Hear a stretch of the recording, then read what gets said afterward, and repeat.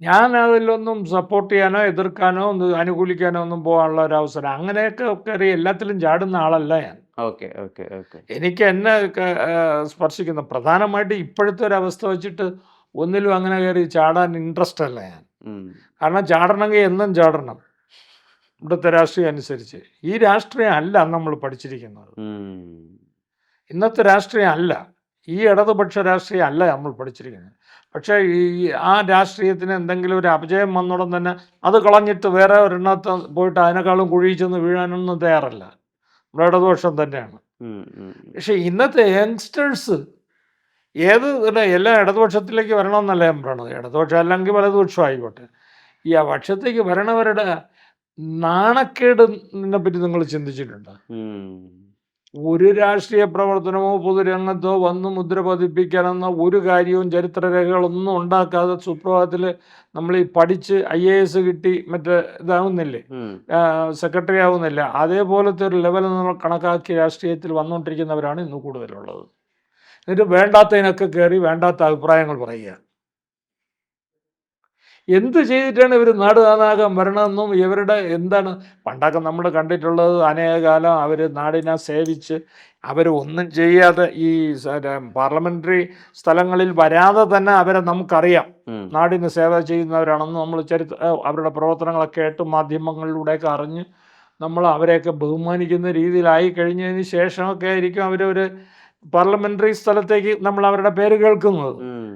ഇന്നെന്താണ് ഇപ്പൊ കർണനല്ലാതെ ഇനി ഒരു തിരക്കഥ എഴുത്തോ ഒരു പുതിയ സിനിമാ ശ്രമമൊക്കെ ഉണ്ടാവോ? ഒരു മ്യൂസിക്കൽ കോമഡി ആയിട്ടുള്ള ഒരു സാധനം ഞാനും വേണു നാഗവള്ളിയും, കഥ എൻ്റെതാണ്. അത് ഞങ്ങൾ കുറച്ച് വർക്കൗട്ട് ചെയ്ത് ഡെവലപ്പ് ചെയ്ത് ഒരു ഇൻ്റർവെൽ വരെ ആക്കി വെച്ചിരിക്കുന്ന ഒരു സാധനമുണ്ട്. അത് ഏതെങ്കിലും ഒരു നല്ല സംവിധായകൻ ആവശ്യപ്പെട്ട് വന്നാൽ കൊടുക്കും. ഉം. ഉം. ഉം. 1-2 പേര് അതൊന്ന് കേൾക്കണമെന്നൊക്കെ പറഞ്ഞിട്ടുണ്ട്. ഉം. ഇങ്ങോട്ട് വന്ന് സമയം കണ്ടെത്തി നമ്മളെ സമയത്തിനനുസരിച്ച് വരികയാണെങ്കിൽ കേൾപ്പിച്ചു കൊടുക്കും. ഉം. ഉം. ഉം.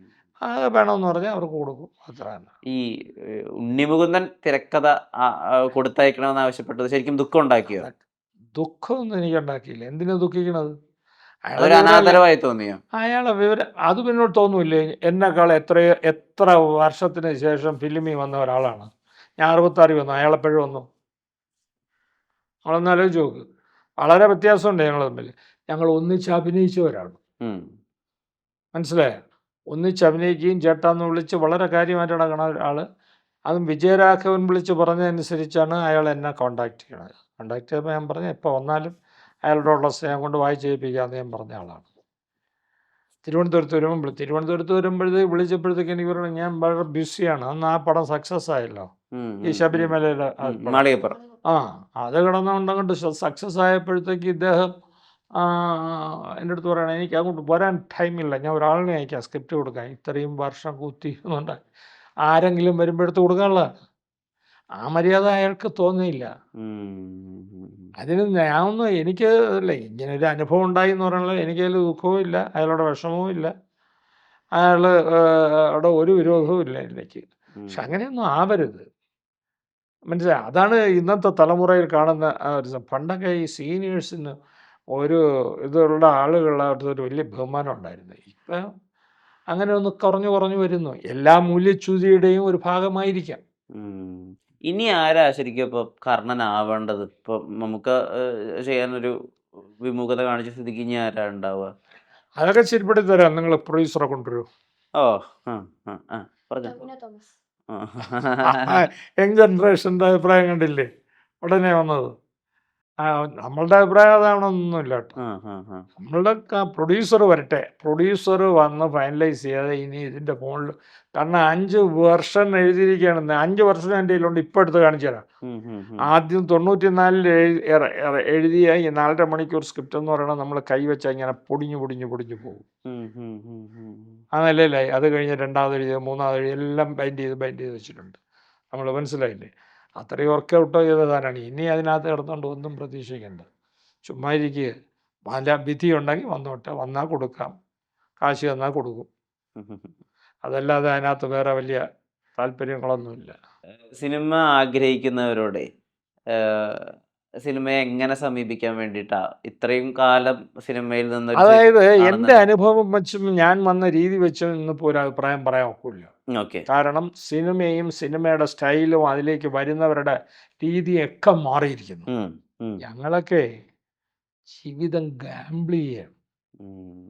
ആരെങ്കിലും പണ്ട് കാലത്ത് കലാരംഗത്ത് ഇറങ്ങി ജീവിതം ഉണ്ടായിക്കളയാന്നും പറഞ്ഞ് പോകും. മദ്രാസിലൊന്നും ഒരു എത്തും പിടിയില്ലാത്ത നഗരത്തിൽ വീട്ടിൽ നിന്നൊക്കെ ഇറങ്ങി ആരുടെ അനുവാദം ഇല്ലാതെയൊക്കെ കുറച്ച് കാശ് എന്താ ഈ പുറപ്പെട്ടു പോകും പോലെ പോയി ചെന്ന് പിടിച്ച് അറിഞ്ഞുകൂടാത്ത ഒരു നഗരത്തിൽ ചെന്ന് പെട്ട് കണ്ട് പരിചയപ്പെട്ട് പിന്നെ ഒരിടം കണ്ടെത്തി താമസം ഉറപ്പിച്ച് പിറ്റേ ദിവസം മുതൽ ഈ സിനിമയുടെ സ്ഥലങ്ങളും ആളുകളെയും തേടി നടന്ന് കണ്ട് ബന്ധങ്ങളുണ്ടാക്കി ഈ പട്ടിണി കിടന്ന് കൂട്ടായ്മ ഉണ്ടാക്കി ഇങ്ങനെയൊക്കെ കടന്നു വന്നവരാണ്. അതൊക്കെ ഇന്നുള്ളവരുടെ പുറകെ പോകും. അതെ, അതെ, അതെ. അപ്പം എനിക്കെന്ത് ഉപദേശിക്കാൻ അർഹത? എൻ്റെ അനുഭവങ്ങൾ വെച്ചുള്ള ഉപദേശത്തിന് വാല്യൂ ഇല്ല. ഉം. അതുകൊണ്ട് നിങ്ങളൊക്കെ നിങ്ങളെ സൗകര്യം പോലെ ചെയ്യുന്നുള്ള കണ്ടീഷനേ ഉള്ളൂ. എനിക്ക് അത്രേ ഉള്ളൂ. സൗകര്യം പോലെ ചെയ്യുക, നിങ്ങൾ അനുഭവിക്കുക. ഇപ്പോൾ ഞാൻ ഇവിടെ ഇരുന്നുകൊണ്ട് നമ്മുടെ ജിയോയിലൂടെ ആ. മറ്റേ ഇതിൽ കാണാറുണ്ട്, സിനിമകൾ കാണാൻ ശ്രമിക്കാറുണ്ട്. ആ. ഈ കൊച്ചു കൊച്ചു ചില സിനിമകൾ വളരെ ഇഷ്ടപ്പെടാറുണ്ട്. ആ. ഈ പുതിയ ജനറേഷൻ്റെ കൊച്ചു കൊച്ചു സിനിമകൾ ഒന്നുമില്ല. ഒരു സാധനം എന്താ ഭീമൻ്റെ ഇടവഴി ഭീമന്റെ വഴി. ഭീമന്റെ വഴി. ഭീമൻ്റെ വഴി എനിക്ക് ഭയങ്കരമായിട്ട് ഇഷ്ടപ്പെട്ടു.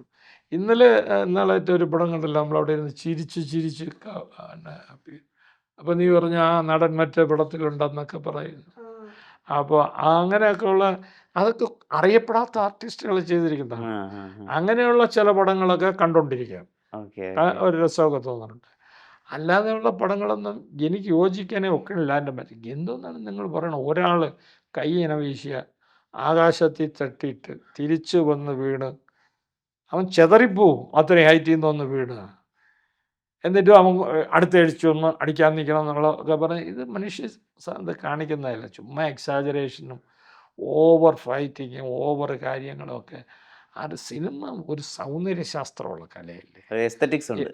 അത് മനുഷ്യ മനസ്സിൻ്റെ സൗന്ദര്യത്തെ തൽപ്പങ്ങളെ ഇങ്ങനെ തൊട്ടുണർത്തുകയൊക്കെ ചെയ്യണം.